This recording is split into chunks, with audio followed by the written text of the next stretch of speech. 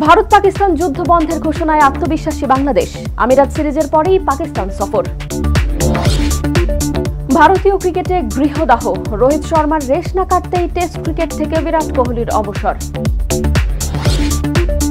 Ballon d'Or রেসে সবার আগে ওসমান দেম্বেলে, সেরার লড়াইয়ে Yamal, Raphinha, Donnarumma.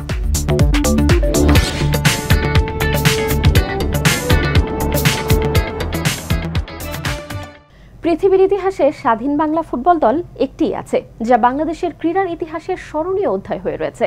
Zakaria Pintu, প্রতাপ শঙ্কর হাজরা, কাজী সালাউদ্দিন এবং জেনারেল মোহাম্মদ নুরুন্নবীরা বিশ্বমানচিত্রে এক অনন্য দৃষ্টান্ত তুলে ধরেছেন। ভারতের 16টি স্থানে ফুটবল ম্যাচ খেলে তারা শুধু সে সময়ই 5 লাখ টাকা মুক্তিযুদ্ধের ফান্ডে দেননি, বাংলাদেশের স্বাধীনতা আন্দোলনকেও বিশ্ব দরবারে পৌঁছে দিয়েছেন। বাংলাদেশন স্পোর্টস বুলেটিন স্পোর্টস টাইমের পক্ষ থেকে জাতীয় সেই বীর ফুটবল যোদ্ধাদের প্রতি রইল গভীর শ্রদ্ধা ও ভালোবাসা। এবারে বিস্তারিত। সিজফায়ার বলছিলাম, ভারত পাকিস্তান যুদ্ধবিরতির কথা, কিন্তু যুদ্ধবিরতি কি পরিপূর্ণভাবে কার্যকর হচ্ছে? কারণ এই দুটি দেশ একে অন্যের উপর এত বেশি আক্রমণাত্মক যে কেউ বিশ্বাসই রাখতে পারছে না। এতে ঝুলে গেছে টাইগারদের পাকিস্তান সফর। যদিও বিসিবি এখনো আশাবাদী এই টুর নিয়ে। দেখা যাক পানি কতদূর গড়ায়। সংযুক্ত আরব আমিরাতের বিপক্ষে 2টি টি-20 ম্যাচ খেলতে 14 মে ঢাকা ছাড়বে বাংলাদেশ। এরপরেই পাকিস্তানের বিপক্ষে 5 ম্যাচের সিরিজ। সপ্তাহব্যাপী অনুশীলনে ব্যস্ত সময় পার করেছে টাইগাররা। যদিও নিরাপত্তা ইস্যুতে ঝুলে আছে পাকিস্তান সফর, ট্যুর হবে কিনা সেই চিন্তা না করে নিজেদের প্রস্তুতি নিয়ে রাখছেন লিটন দাসরা। অনেকদিন পর জাতীয় দলে ফিরেছেন লিটন দাস, ফিরেছেন একেবারে অধিনায়ক হয়ে। এলকেডির কাছে এখন বড় চ্যালেঞ্জ নিজের পারফরম্যান্স, এরপর দলকে সামনে থেকে নেতৃত্ব দেয়া। পাকিস্তান সফর হলে সেখানে যেতে সমস্যা নেই, জানান লিটন দাস। এই টাইমটার ভিতরে আমি আমার টিমটাকে কতটুকু গোছায় নিতে পারি, আমি অনেক আশাবাদী এটা নিয়ে যে লং টাইম একটা চিন্তাধারা থাকলে এবং আমার হাতে যে প্লেয়ারগুলো আছে আমরা কিছু ভালো কিছু উপহার দিতে পারবো। আমার থেকে হয়তোবা এটা ভালো ডিসিশন দিতে পারবে বিসিবি, বিকজ দুই বোর্ডের মধ্যেই কথোপকথনের মাধ্যমেই জিনিসটা আগাবে। যদি বিসিবি মনে করে আমরা ওখানে ক্রিকেট খেলতে যাওয়ার মতন সিচুয়েশন যদি থাকে, আমরা অবশ্যই খেলতে যাবো ওখানে। এতদিন শুধু নিজের কথা ভাবলেই চলতো, অধিনায়ক হয়ে ভাবতে হবে সতীর্থদের নিয়ে, টিমের পারফরমেন্স নিয়ে। টি-20তে নিজেদের খোল নলচে বদলে ফেলার ইচ্ছা নেই, পরিস্থিতি অনুযায়ী খেলাই হবে বড় চ্যালেঞ্জ।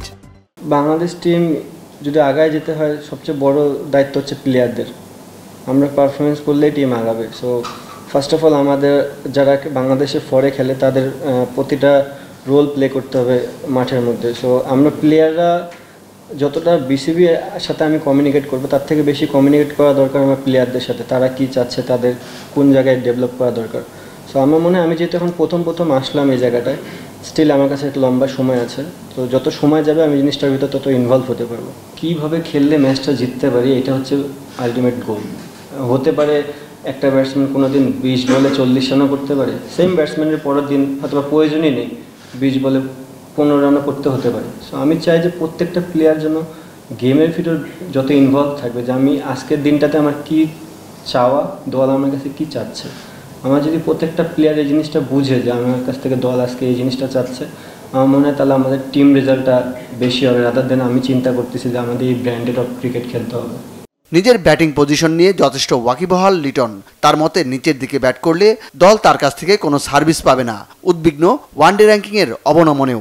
টিম যেখানে যাকে বলবে সে যেন সেখানে খেলতে প্রস্তুত হয়। হ্যাঁ, অবভিয়াসলি এমন কোনো দিন আসবে না যে আমি নাম্বার 7-এ যাই ব্যাটিং করতেছি, তাহলে বাংলাদেশ কিছু পাবে না। আমার কাছ থেকে যেটা পাবে সেই জিনিসটাই বাংলাদেশ টিম আমাকে দিবে এবং আমিও সেই জিনিসটাই দেওয়ার চেষ্টা করব। একটা টিম যখন গোছানো থাকে টপে যায়, টিম যখন একটু অনেকগুলো প্লেয়ার সরে যায় তখন টিমটা একটু ব্যাকফুটে থাকে। আমার মনে হয় বাংলাদেশ টিম ওই জায়গাটায় আছে। কয়েকটা সিরিজ খেললে এই প্লেয়ারগুলো যখন কন্টিনিউ বেসিসে খেলবে, আবার ডে বাই ডে উপরে যাবে। জিনিসটা এমন না যে আমরা খালি ব্যাকফুটে যেতে থাকবো। আমাদেরও এখন দেওয়ার সময়। আমার মনে হয় এখনই রাইট টাইম যেগুলো প্লেয়ার আছে তাদেরকে স্টেপ আপ করার এবং দেশে কিছু দেওয়ার। টেস্ট ক্রিকেটকে বিদায় জানিয়েছেন বর্তমান সময়ে বিশ্বের সবচেয়ে বড় তারকা বিরাট কোহলি। ভারতের বিপক্ষে খেলা হলে কোহলির অভাব বোধ করার কথা জানিয়েছেন লিটন দাস। কাছে যেতে মনির হোসেন খান, বাংলা ভিশন, ঢাকা। প্রত্যাশা মতোই সাফ অনূর্ধ্ব-19 ফুটবলের সেমিফাইনালে বাংলাদেশ। মালদ্বীপের বিপক্ষে প্রথম ম্যাচে ড্র করলেও ভুটানকে 3-0 গোলে হারিয়ে শেষ 4-এর লড়াইয়ে গোলাম রাব্বানি ছোটনের দল। কিন্তু ফাইনালের স্বপ্ন এখনো অনেক দূরের পথ। সেজন্য সেমিফাইনাল এড়াতে হবে ভারতকে। এই গ্রুপে চ্যাম্পিয়ন্স হলেই ফাইনালের স্বপ্ন উজ্জ্বল হবে নাজমুল হুদা ফয়সালদের। ভারতের অরুণাচলের ইউপিয়া শহরের গোল্ডেন জুবিলি স্টেডিয়াম, যেখানে এবার আসর বসেছে সাফ অনূর্ধ্ব-19 ফুটবল চ্যাম্পিয়নশিপের। পাহাড়ি এলাকা সমুদ্রপৃষ্ঠ থেকে প্রায় 1100 ফুট উঁচুতে টার্ফের মাঠে খেলতে হচ্ছে দলগুলোকে। 6 দলের টুর্নামেন্টে চ্যাম্পিয়ন হওয়ার লক্ষ্য বাংলাদেশের। যদিও গ্রুপ পর্বের শুরুতে হতাশ হতে হয় লাল সবুজের প্রতিনিধিদের। মালদ্বীপের বিপক্ষে আধিপত্য দেখিয়ে দুবার এগিয়ে গিয়েও 2-2 গোলে ড্র করে গোলাম রব্বানি ছোটনের দল। গোল করেন অধিনায়ক নাজমুল হুদা ফয়সাল ও রিফাত কাজী। এই ম্যাচে 1 পয়েন্ট পাওয়ায় 3 দলের গ্রুপে ভুটানের বিপক্ষে স্নায়ুচাপের চ্যালেঞ্জটা বাড়ে ফয়সাল মোর্শেদদের। গ্রুপ পর্বের বাধা টপকে সেমিফাইনালে যেতে ভুটানের বিপক্ষে জয়ের বিকল্প ছিল না বাংলাদেশের। মোর্শেদ ও সুমনের গোলের পর অধিনায়ক ফয়সাল লক্ষ্যভেদ করেন। 2 ম্যাচে 4 পয়েন্ট নিয়ে সেমিফাইনাল নিশ্চিত করে লাল সবুজের দল। স্বস্তির জয়ে শিষ্যদের পারফরমেন্সের মূল্যায়ন করেন কোচ ছোটন। শেষ 4-এর প্রতিপক্ষ যেই হোক, তার চোখ ফাইনালে। এটা আমার বিশ্বাস ছিল যে ছেলেরা আসলে এটা করতে পারবে, এবং ছেলেরা তাদের দেশপ্রেম থেকে তারা তাদের সর্বোচ্চ দিয়ে খেলে 90 মিনিটস গেম ডমিনেট করেই খেলায় জয়লাভ। ইন্ডিয়া এবং নেপাল এবং শ্রীলঙ্কার ওই গ্রুপের ম্যাচগুলো আমরা দেখব, দেখে আমরা আমাদের পরিকল্পনা, যে টিমগুলো আসবে আমরা পরিকল্পনা নির্ধারণ করব। সেমিফাইনালে ফয়সালদের প্রতিপক্ষ কে হবে, বাংলাদেশ গ্রুপ চ্যাম্পিয়ন হবে কিনা তা নির্ভর করবে গ্রুপ পর্বের শেষ ম্যাচের পর। 13 মে এ গ্রুপে লড়বে মালদ্বীপ ও ভুটান, বি গ্রুপে খেলবে ভারত ও নেপাল। এই 2 দলের কাছে হেরে এরই মধ্যে টুর্নামেন্ট থেকে বিদায় নিশ্চিত হয়েছে শ্রীলঙ্কার। টুর্নামেন্টের বর্তমান চ্যাম্পিয়ন ভারত এবারও শিরোপার অন্যতম ফেভারিট। প্রথম ম্যাচে শ্রীলঙ্কাকে 8 গোলে উড়িয়ে দেয়া স্বাগতিকদেরই বি গ্রুপ চ্যাম্পিয়ন হওয়ার সম্ভাবনা। ভুটানের বিপক্ষে মালদ্বীপ বড় জয় না পেলে এই গ্রুপ সেরা হবে বাংলাদেশ। সেক্ষেত্রে ভারতকে এড়িয়ে সেমিফাইনালে নেপালকে প্রতিপক্ষ হিসেবে পেতে পারে ছোটনের দল। Manik Mahmud, Bangla vision, sports desk. Goal machine Kylian Mbappe El ক্লাসিকোতে প্রথম হ্যাট্রিক। তার এমন দুর্দান্ত পারফরম্যান্সের পরও চিরপ্রতিদ্বন্দ্বী বার্সেলোনার কাছে 4-3 গোলে পরাজিত রিয়াল। তাতে এই মৌসুমে ট্রফি শূন্যই কি থাকতে হচ্ছে মাদ্রিদ জায়ান্টদের? অন্যদিকে রিয়ালকে উড়িয়ে চ্যাম্পিয়ন্স ট্রফির দুঃখ ভুলে ট্রেবল জয়ের স্বপ্নে উঠছে বার্সেলোনা। মৌসুমের চতুর্থ এল ক্লাসিকোর মুখোমুখি চিরপ্রতিদ্বন্দ্বী বার্সেলোনা ও রিয়াল মাদ্রিদ। লড়াইটা আবার লা লিগায় রিয়ালকে 4 পয়েন্ট পেছনে ফেলে শীর্ষে থাকা বার্সেলোনার ঘরের মাঠ অলিম্পিক স্টেডিয়ামে। বার্সার স্মৃতিতে চ্যাম্পিয়ন্স লিগে ইন্টার মিলানের বিপক্ষে সেমিফাইনালের ফিরতি লেগ 4-3 গোলে হেরে ট্রেবল হারানোর ব্যর্থতা। রিয়ালের জন্য গত 3 ক্লাসিকোয় টানা হারের দুঃসহ স্মৃতি ভুলে লিগ শিরোপা ধরে রাখার মিশনে ঘুরে দাঁড়ানোর কঠিন চ্যালেঞ্জ। এবারের এল ক্লাসিকোতে 14 মিনিট পর মনে হচ্ছিল একতরফা ম্যাচ হতে যাচ্ছে। কিলিয়ান এমবাপ্পের জোড়া গোলে রিয়াল তখন এগিয়ে 2-0 গোলে, কিন্তু এরপরই বদলে যেতে থাকে ম্যাচের দৃশ্যপট। 19 মিনিটে এরিক গার্সিয়ার গোলে ব্যবধান কমানোর পর 2 মিনিটের মধ্যে 2 গোল করে বার্সাকে 3-2 লিড এনে দেন লামিনে ইয়ামাল ও রাফিনিয়া। রাফিনিয়া যখন ম্যাচের 5ম গোলটি করেন তখন 34 মিনিটের খেলা চলছিল। এই গোলের মধ্য দিয়ে নতুন এক ইতিহাস দেখল স্প্যানিশ ফুটবলের এল ক্লাসিকো। 103 বছর পর এই প্রথম এল ক্লাসিকোতে প্রথম 35 মিনিটের মধ্যে 5 গোলের দেখা মিলল। এর আগে 1922 সালের 21 মার্চ এল ক্লাসিকোতে সর্বশেষ এমন কিছুর দেখা মিলেছিল। রবিবারের এল ক্লাসিকোতে অবশ্য বিরতির আগে রাফিনিয়ার কল্যাণে হয়ে যায় ম্যাচের 6ষ্ঠ গোলটিও। 123 বছরের মধ্যে এই প্রথম এল ক্লাসিকোয় কোনো দল প্রথমার্ধে 2 গোলে এগিয়ে গিয়েও শেষ পর্যন্ত পিছিয়ে থেকে বিরতিতে যায়। বিরতির পর হ্যাটট্রিক পূরণ করে রিয়ালকে ম্যাচে ফেরানোর ইঙ্গিত দেন এমবাপ্পে, যদিও শেষ পর্যন্ত ট্র্যাজিক হিরো হয়েই থেকে যান ফরাসি ফরোয়ার্ড। গত অক্টোবরে লিগের প্রথম দেখায় রিয়ালের সান্তিয়াগো বার্নাবুতে 5-2 গোলে জয়োৎসব করা বার্সার জয় এবার 4-3 ব্যবধানে। হ্যাটট্রিক করে এমবাপ্পে চলতি লিগে গোলদাতাদের শীর্ষে উঠে এসেছেন 27 গোল নিয়ে। বার্সার রবার্ট লেভানডোভস্কি 2 গোল পেছনে পড়েছেন। একই সঙ্গে লা লিগার অভিষেক মৌসুমে একটি রেকর্ডও নিজের করে নিয়েছেন 26 বছরের ফরাসি ফরোয়ার্ড। 53 ম্যাচে 39 গোল করে গত 3 দশক ধরে রেকর্ডটি ধরে রাখা রিয়ালের সাবেক স্ট্রাইকার চিরিল ইভান সামোরানোকেও 2 গোল পেছনে ফেলেছেন ফ্রান্সের বিশ্বকাপ জয়ী তারকা। এই জয়ে লিগও একরকম রিয়ালের হাত ফসকে গেল। সেক্ষেত্রে কোচ কার্লো আনসেলোত্তির বিদায় বেলায় মাদ্রিদিয়ানদের মৌসুম শেষ করতে হবে শিরোপা শূন্য থেকে।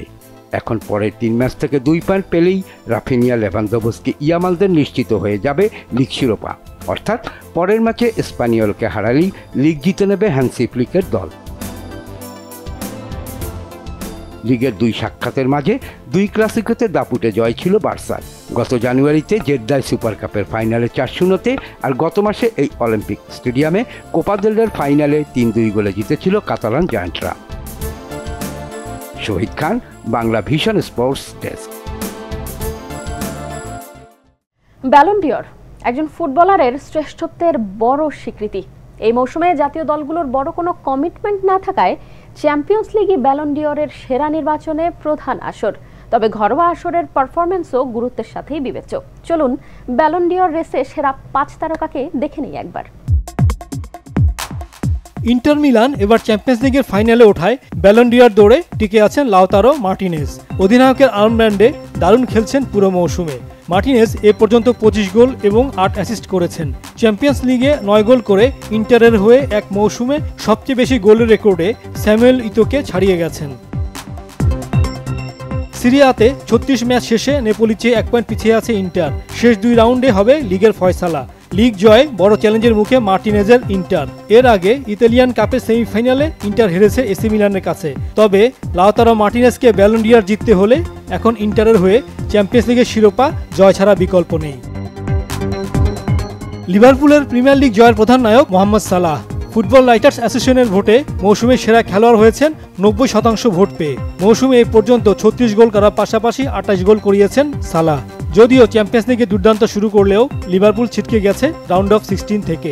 এতে ব্যালন ডি'র লড়াইয়ে কিছুটা পিছিয়ে পড়েছেন সালাহ। 1995 সালে জর্জ ওয়ের পর এখনও কোনো আফ্রিকান খেলোয়াড় ব্যালন ডি'র জিতেনি। সালাহ কি পারবেন সেই স্বপ্ন পূরণে? 1963 সালে লেভিয়াসিন একমাত্র গোলকিপার হয়ে ব্যালন ডি'র জিতেছিলেন। এরপর কেটে গেছে 62 বছর। কোনো গোলকিপার এই মর্যাদাপূর্ণ ট্রফি হাতে তোলার কৃতিত্ব দেখাতে পারেননি। এবার সেই সুযোগ এসেছে পিএসজির গোলকিপার জিয়ানলুইজি দোনারুমার। পিএসজির এই মৌসুমের সাফল্যের পেছনে বড় অবদান এই ইতালিয়ান গোলকিপারের। চ্যাম্পিয়ন্স লিগের ফাইনালে ওঠা ছাড়াও ফরাসি লিগ, সুপার কাপে শিরোপা জয় এবং কোপা দা ফ্রান্সের ফাইনালে উঠেছে পিএসজি। সেখানেও 12টি নিশ্চিত গোল রক্ষা করে ব্যালন ডি'র রেসে টিকে আছেন এই গোলকিপার। মৌসুমে 12টি নিশ্চিত গোল রক্ষা করে ব্যালন ডি'র রেসে টিকে আছেন এই গোলকিপার। বার্সেলোনার ব্রাজিলিয়ান উইং রাফিনিয়ার জন্য অসাধারণ একটি মৌসুম যাচ্ছে। 37 গোল এবং 25 অ্যাসিস্টই বলে দিচ্ছে বার্সেলোনার সাফল্যের পেছনে কতটা ভূমিকা রেখেছেন রাফিনিয়া। চ্যাম্পিয়ন্স লিগেও সর্বোচ্চ 13 গোল তার। লা লিগা, সুপার কোপা, কোপা দেল রে ট্রেবল জয়ের নায়ক যদি এবারও ব্যালন ডি'র জিততে না পারে, সেজন্য চ্যাম্পিয়ন্স লিগের সেমিফাইনাল থেকে বার্সার বিদায়ী হবে বড় কারণ। ব্যালন ডি'রের 70 বছর ইতিহাসে কোনো ফুটবলার 21 বছরের আগে এই ট্রফি জিততে পারেননি। কিন্তু বার্সেলোনা বিস্ময় বালক লামিনে ইয়ামালের দুর্ভাগ্য এবার চ্যাম্পিয়ন্স লিগের সেমিফাইনালে ইন্টারের কাছে বার্সেলোনার বিদায়ে ব্যালন ডি'র রেসে কিছুটা পিছিয়ে পড়েছেন এই তরুণ তুর্কি। মাত্র 17 বছর বয়সে যে ফুটবল নৈপুণ্য দেখাচ্ছেন তাতে এখনই ভবিষ্যতের মেসি হয়ে উঠেছেন। ইয়ামাল 17 গোল এবং 25 অ্যাসিস্টের সাথে স্প্যানিশ লিগ জয় প্রায় নিশ্চিত। ট্রেবল জয়ের নায়কের দারুণ সুযোগ আছে বছরের সেরা ব্যক্তিগত ট্রফিটি জয়ের। এই মৌসুমে পিএসজির হয়ে দারুণ খেলছেন উসমান দেমবেলে। পিএসজির জার্সিতে নিজের দ্বিতীয় মৌসুমে নিজেকে খুঁজে পেয়েছেন দেমবেলে। ক্লাবের হয়ে ফরাসি লিগ শিরোপা জয় এবং চ্যাম্পিয়ন্স লিগের ফাইনালে ওঠার পথে দলের প্রধান কাণ্ডারি হয়ে উঠেছেন দেমবেলে। এরই মধ্যে 35 গোল এবং 12 অ্যাসিস্ট। এই পরিসংখ্যানই বলছে মৌসুমটা কতটা দুর্দান্ত কাটছে তার। এবার কোয়াড্রাপল বা নিদেন পক্ষে ট্রেবল জয়ের দারুণ সুযোগ আছে দেমবেলের। লিগ 1 ও ফ্রেঞ্চ সুপার কাপের শিরোপা নিশ্চিত হওয়া ছাড়াও কোপা দা ফ্রান্সের ফাইনালে উঠেছে পিএসজি। এর সাথে ইন্টার মিলানকে হারিয়ে পিএসজি চ্যাম্পিয়ন্স লিগ জয় করলে এবার ব্যালন ডি'রের জন্য সবচেয়ে বড় দাবিদার হবেন ওসমান দেমবেলেই। Saifur Rahman Chowdhury, Bangla vision sports desk. ক্রিকেটে গৃহদাহ। রোহিত শর্মার টেস্ট ক্রিকেটকে বিদায় জানানোর রেশ না কাটতেই এবার অবসরে দলের সেরা ব্যাটসম্যান বিরাট কোহলি। কোচ গৌতম গম্ভীর চাননি বলেই টেস্ট ক্রিকেটকে বিদায় কোহলির। তবে 10,000 রানের ল্যান্ডমার্ক ছোঁয়ার আগেই তার বিদায় হতাশ ব্রায়ান লারা সহ ক্রিকেট বিশ্ব। আন্তর্জাতিক ম্যাচ আয়োজনের আশা দেখিয়ে 30 কোটি টাকা ব্যয়ে নির্মিত স্টেডিয়াম পরিণত হয়েছে এখন গোচরণ ভূমিতে। বিমান ওঠানামার পথে কোনো ধরনের সমীক্ষা ছাড়াই তড়িঘড়ি স্টেডিয়াম নির্মাণের মূল উদ্দেশ্য কোটি কোটি টাকা তছরূপ করা। তৎকালীন ক্ষমতাসীন আওয়ামী লীগের কতিপয় নেতা এর পেছনে ইন্ধন দেওয়ার অভিযোগ রয়েছে। এখন স্টেডিয়ামের 51 একর জমি ফেরত চেয়ে উল্টো চিঠি দিয়েছে পর্যটন কর্পোরেশন। চিত্রটি দেখেই বোঝা যাচ্ছে সেখানে মরতে বসেছে ক্রিকেট। এক বুক আশা দেখিয়ে কক্সবাজার সমুদ্র সৈকতের লাবণী পয়েন্টে প্রায় ৩০ কোটি টাকা ব্যয়ে নির্মিত স্টেডিয়ামের মূল ফটকেই এই বেহাল দশা। বাংলাদেশ পর্যটন কর্পোরেশনের গলফ মাঠে 51 একর জমিতে আওয়ামী লীগের ক্ষমতাধর কিছু নেতার পরিচালনাধীন বাংলাদেশ ক্রিকেট বোর্ড বিসিবি 2013 সালের 3 সেপ্টেম্বর স্টেডিয়ামের নির্মাণ কাজ শুরু করে। 2014 সালের 23 ফেব্রুয়ারি স্টেডিয়ামটি উদ্বোধন করা হয়। যেখানে ইন্টারন্যাশনাল ম্যাচ আয়োজনের কথা ছিল, সেখানে আজ চড়ে বেড়াচ্ছে গরু ছাগল। প্রায় 8000 দর্শক ধারণ ক্ষমতা সম্পন্ন স্টেডিয়ামটি তৎসময়ে শেখ কামালের নামে নামকরণের সিদ্ধান্ত বাস্তবায়ন করে বিসিবি। তবে স্থানীয়দের কাছে কক্সবাজার ক্রিকেট স্টেডিয়াম নামেই বেশি পরিচিত। স্টেডিয়ামটি 2014 সালের টি-20 বিশ্বকাপের সংক্ষিপ্ত ভেন্যুর তালিকায় ছিল, তবে যথাযথ সময়ে নির্মাণ কাজ সম্পন্ন না হওয়ায় কোনো ম্যাচ আয়োজন করা সম্ভব হয়নি। বিশ্বে ব্যাপক পরিচিতি পাবে, কক্সবাজারের ব্র্যান্ডিং হবে, এমন সব আশায় বুক বাঁধলেও কাজের কাজ কিছুই হয়নি দাবি স্থানীয়দের। আন্তর্জাতিক ক্রিকেট মাঠ হওয়ার কথা, ওইভাবেই কিন্তু মাঠটা তৈরি করেছিল। এই মাঠে যে আন্তর্জাতিক পর্যায়ে যে খেলা না হওয়ার কারণটা হলো অবকাঠামোগত সমস্যা। এখন বলতে গেলে কিছু নেই, আগে যা ছিল সেগুলো সব ভেঙে গেছে। কক্সবাজার সমুদ্র পাড়ের অত্যন্ত গুরুত্বপূর্ণ এই জায়গায় স্টেডিয়াম হওয়াতে আমরা আশা করেছিলাম পর্যটন এবং খেলা একসাথে যৌথভাবে হয়ে পর্যটন স্পোর্টস প্রমোট করবে, কিন্তু এটি নানা অব্যবস্থাপনা, কোনো ধরনের বাজেট না থাকার কারণে এবং এটার দিকে কোনো ধরনের নজর না থাকার কারণে এই স্টেডিয়ামটি দীর্ঘদিন অবহেলিত থাকার পর অনেকটা এখন গোসারণ মাঠে পরিণত হয়েছে। আমি স্টেডিয়ামের ভিতরে ঢুকেছিলাম, যেহেতু আমি কক্সবাজারের সন্তান, এটা আসলে আমাদের খুবই একটা গর্ব ছিল যে কক্সবাজার আন্তর্জাতিক মানের ক্রিকেট স্টেডিয়াম হয়েছে। তো ইতিমধ্যে আমি নিজে প্র্যাকটিক্যাল চোখে হলো চোখে যা দেখলাম, এটা আসলে ভূতরে ঘর হিসাবে একটা পরিণত হয়ে গেছে। পৃথিবীর দীর্ঘতম সমুদ্র পাড়ে আন্তর্জাতিক স্টেডিয়ামের প্রয়োজন বোধ করেন স্থানীয় হোটেল মোটেল ব্যবসায়ীরা। তবে আন্তর্জাতিক ক্রিকেট স্টেডিয়ামের নামে যা করা হয়েছে তা লজ্জাজনক বলে মনে করছেন অনেকে। এখন যদি বর্তমান স্টেডিয়ামকে যদি একটু দেখেন, এটা ইন্টারন্যাশনাল স্টেডিয়াম বললেও কিন্তু লজ্জা লাগে, কারণ এটার কোনো মেনটেন্যান্স নেই, কিছু নেই, জরাজীর্ণ অবস্থা, সব কিছু ভেঙে চুরে একেবারে যে অবস্থা। গত 10 বছর থেকে এই কক্সবাজার ইন্টারন্যাশনাল আরম্ভ হওয়ার পর থেকে এই স্টেডিয়ামটা পরিত্যক্ত অবস্থায় আছে। আন্তর্জাতিক ম্যাচ না হওয়ার কিছু কারণ রয়েছে। সেই কারণের মধ্যে রয়েছে আমাদের ইন্টারন্যাশনাল এয়ারপোর্ট কাছে হওয়ার কারণেই আমাদের বিমানটা ল্যান্ডিং করেই আমাদের স্টেডিয়ামের উপর দিয়ে। সেই কারণে আমাদের এখানে ফ্ল্যাশ লাইটের কোনো ব্যবস্থা না থাকার কারণে ইন্টারন্যাশনাল ভেন্যুটা হতে পারতেছে না এবং ইন্টারন্যাশনাল ম্যাচ হচ্ছে না। কক্সবাজারবাসীর দীর্ঘদিনের দাবি ছিল আন্তর্জাতিক স্টেডিয়ামের, তবে এটি স্থায়ীভাবে রূপ দিতে যথাযথ সমীক্ষা চালিয়ে এয়ারপোর্টের অদূরে দরিয়ানগর সমুদ্র সৈকতের পাশে করার জন্য বলা হলেও সে অনুরোধ রাখেনি তৎকালীন সরকার। অনেকটা তড়িঘড়ি করে এ স্টেডিয়াম নির্মাণের মূল উদ্দেশ্য ছিল রাষ্ট্রীয় অর্থ নয়-ছয় করে লোপাট করা, এমনটাই অভিযোগ সচেতন মহলের। পতিত সরকার এই শেখ কামাল আন্তর্জাতিক ক্রিকেট স্টেডিয়ামটা এখানে করেছে সম্পূর্ণ অপরিকল্পিতভাবে, এবং সিভিল এভিয়েশন, আমাদের স্থানীয় ক্রীড়া ব্যক্তিত্ব যারা আছে তাদের নিষেধ উপেক্ষা করে, তাদের বাধা উপেক্ষা করে অপরিকল্পিতভাবে একটা স্টেডিয়াম এখানে নির্মাণ করা হয়েছে, যেটা উন্নয়নের গাল গল্প ছাড়া কিছুই নয়। কারণ এটার কারণে আমাদের আন্তর্জাতিক বিমানবন্দরের বিমান ওঠানামায় যথেষ্ট প্রতিবন্ধকতা সৃষ্টি হবে। আর এইখানে স্টেডিয়াম হলে, এখানে ধরেন আন্তর্জাতিক মানের স্টেডিয়াম হলে যে সমস্ত ফ্যাসিলিটি গ্রো আপ করা দরকার, ফ্লাইট লাইট থেকে শুরু করে কোনো কিছুই এখানে দেওয়া যাবে না, যেহেতু এখান থেকেই এটা হচ্ছে বিমান ল্যান্ডিংয়ের অন্যতম একটা গুরুত্বপূর্ণ স্পট।